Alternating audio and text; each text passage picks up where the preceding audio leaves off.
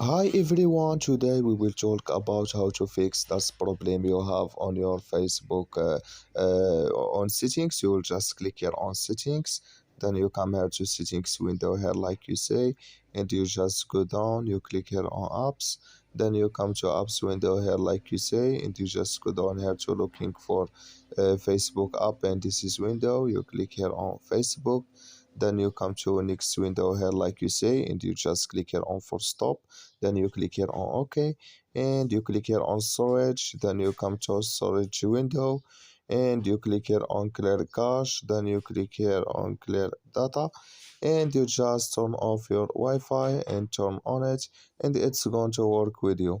So that's all now. I wish now you I get it. Thank you for your watching. Don't forget to support us by like and subscribe, and see you in next video about all Facebook settings. So see you.